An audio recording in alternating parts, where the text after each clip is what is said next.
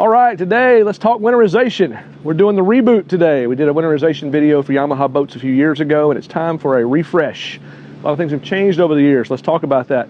We're going to do a winterization process for a 252 SD today. This process should be the same for all Yamaha boats, all years, twin engine, single engine, doesn't matter. Let's do it.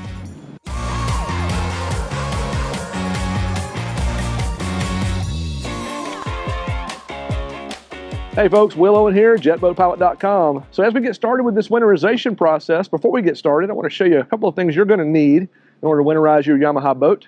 You're going to need some fuel Med RX. We sell it in the JetBoatPilot store, or any other fuel treatment. We're going to need to treat the gas. Make sure it doesn't go stale on us over the wintertime.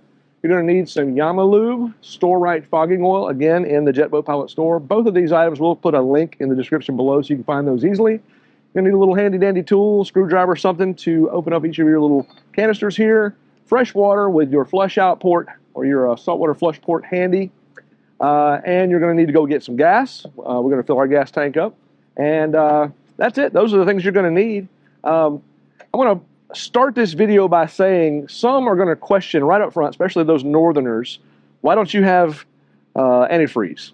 And if you want to put antifreeze in your engine or throughout your Yamaha boat, Yamaha Waverunner, you can do that, and that's totally fine. We have inquired about this a lot. We've talked with a lot of Yamaha dealers and even the manufacturer, and it is absolutely not mandatory that you do the antifreeze step in your winterization process. The engine is open loop.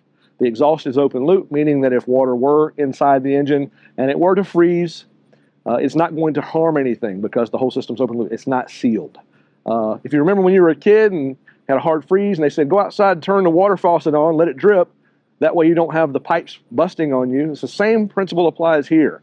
If we simply just turn, the system's open, water freezes inside the system, it's not going to harm anything if it does freeze. So at the end of that last run, all you have to do before wintertime hits, before it freezes, is wrap the engine a few times, blast out the excess water, and you will be totally fine. So, without further ado, let's jump into this thing.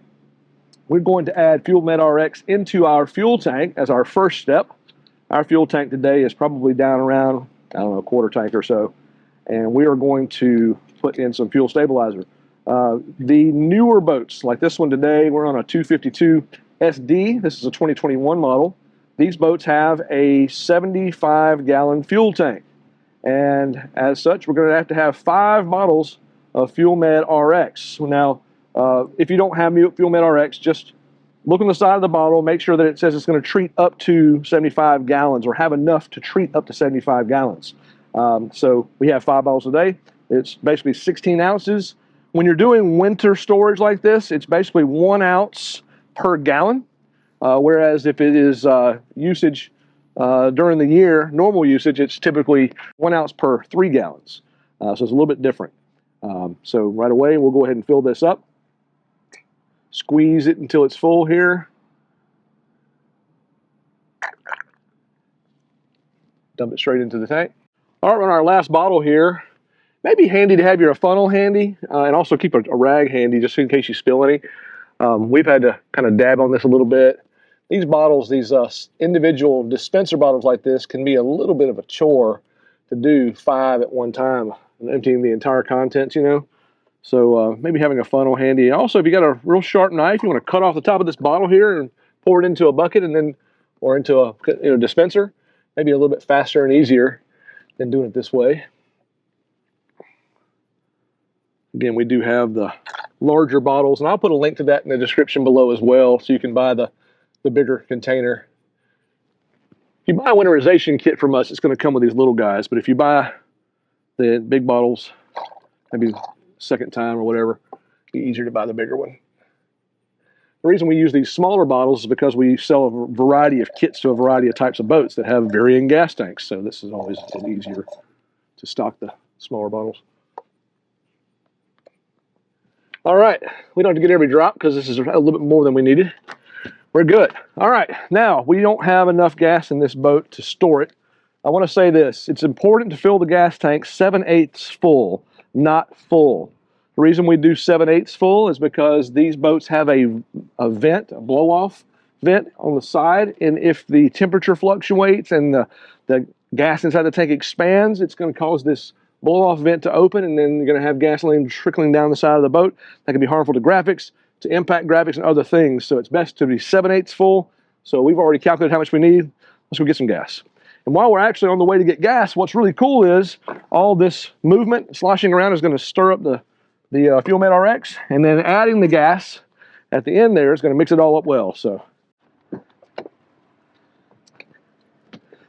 all right, off to the gas station we go. I think it's also important to talk about gas for a second. You know, a lot of people don't realize that you buy gas these days, most places has ethanol in the gas, sometimes 10, 15%. These engines on these Yamahas are really designed for no more than 10% ethanol, but ideally you want to get marine gas with no ethanol. That gas lasts longer and is really better for your engine. So today we're going to find some gas that is marine ethanol free gas. So that'll definitely be better for our engine long term. All right, gassing up now. We're going to run about 7/8 of a tank into this boat using premium ethanol free gas. And people ask the question all the time, why are we using it, or why are we gassing it up in the first place? You want to make sure that the tank is nearly full because you don't want any moisture or water vapor condensing inside the tank because it's not good for your engine, obviously, to run water through your engine. So this does two things. It's going to control the vapor, but as well, going to 7/8 full, it's going to prevent that overflow coming out of that blow-off port, impacting your graphics. All right, we've just got back from the gas station, gassed her all up, drove the boat back to the shop here, sloshed the gas around inside so it's nice and mixed up. And now we're going to turn the engines on. We're going to run each engine for a few minutes just to get the fuel all up inside the engine and all around the different hoses and things, and then we'll shut it down. You'll probably ask the question, what is all this going on out here? Glad you asked that question. When we're doing our fogging procedure, we're going to have cooling water running to the engines as we spray with fogging oil. And then when the engine shuts down, after we get that last good shot, there's going to be water still running to our engine, but the engine hatch is going to be up. On these newer style boats, the access to the flush out is in the rear. We can't get to it easily with the engine hatch all up.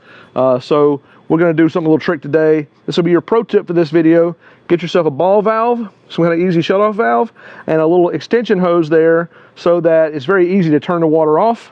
You blast the excess water out and then you shut it down. So let's do that first. We're going to turn the engines on and run them for a few minutes. I guess it bears mentioning too, if you've got someone to help you with this project, you're not doing it by yourself, you don't necessarily need this ball valve and shut off and extension hose and all that. If you're doing this by yourself, it sure makes it a lot easier just to have that ball valve close. So that's one of the things we do, kind of a pro tip for you there.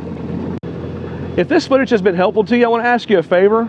Bomb the like button below. That really helps other people find our videos, and it's really helpful for us too. All right, let's get back to it. All right, next steps. We've already gone through the process of getting the fuel up into the engine, and now it's time to fog the engines. On this boat, if you'll pan down with the camera, notice it says SVHO on these covers, but there's no supercharger bolted up on the front of the engine. So somehow this cover was placed in by error. This is not a supercharged engine. It's a standard 1.8 liter. We're going to use the handy dandy flushing ports that came on this boat thanks to Cycle Springs Power Sports. They do this as a custom feature. This is not a factory option. If you notice when they plug in this little blue hose here, that blue hose connects to the little tip that comes with your fogging oil can. It makes it really easy that you don't have to take off this air filter box. Bring the camera down tight. We've got an air filter box here, and typically that's where people will fog from. They'll take this cover off, they'll pull the filter out, and you'll fog inside this inlet. I've had people ask me in the past, can you take this hose right here off and fog inside that hose? I do not know the answer to that. Probably not a good idea to take hoses off while the engine's running. But this connection, because the system's sealed and it's downline from the filter, coming in using this handy dandy little fogging port makes this so much easier. Also, one more point, for saltwater guys, this is a little pro tip for you. If you boat in salt water, I'm going to recommend that you fog your engines once a quarter. It's going to be good for your valves. It's best for the boat in a salt air environment. If you're not in salt water, forget what I'm saying here. But if you're a saltwater guy, fog every quarter. You're going to thank me for it. All right, so let's look at a supercharged engine real quick while we're talking about fogging. I'm going to point out the differences. And in terms of fogging, there really is no difference, but it's really where this equipment is located. And I want you to see what to do in case you have a supercharged setup. So if you look right here on top of this Yamaha SVHO engine here, there's this little handy blue port that Cycle Springs does. Not every boat's going to come with this, but the Cycle Springs do, and I like it a lot. But if you look on the front of the engine, this little hose port runs down. See where I'm kind of moving my finger here? And it plugs in just downline from the air filter. So that's where the fogging oil is going to be going. It's going to run through the intercooler and supercharger and into the motor. I'm going to do the exact same fogging procedure on a supercharged engine. There is no difference, but I want you to see on a supercharged engine where it's going and how it funnels through. So we're going to crank the engine up, turn the water on, and we're going to start fogging this engine. Before we do that, it's important to note that you don't want to run the engine idle while you're fogging. We want to run the RPMs up, 2,000, 2,200, 2,400 RPMs. That way we can really fog it good and it doesn't bog down on us. Let's do it.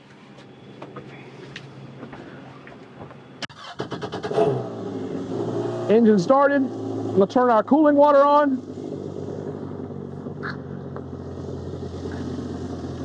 Make sure we've got water flowing through. I'm going to advance my throttle up a bit.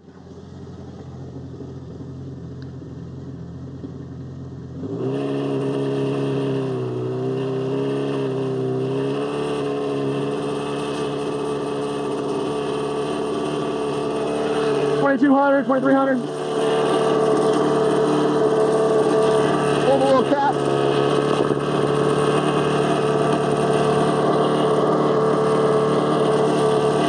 Insert.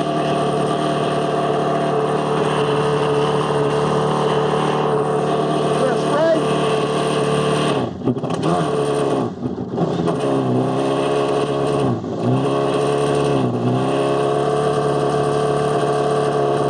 Hear how it bogs? I'll get a little more RPM.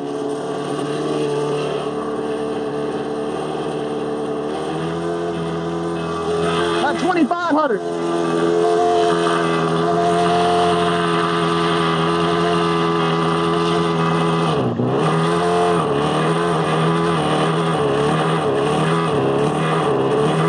Little burst, little short burst.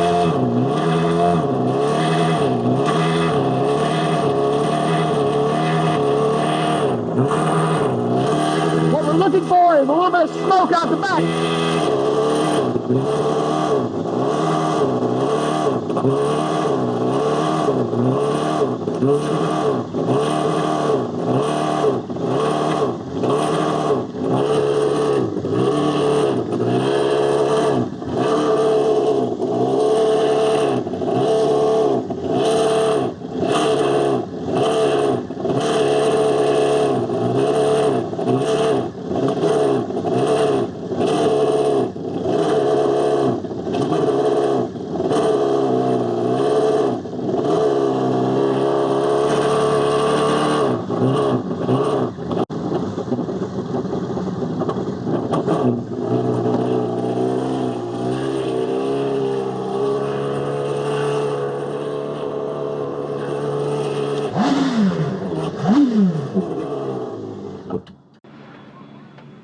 All right, so what we've done is we fogged that engine fully.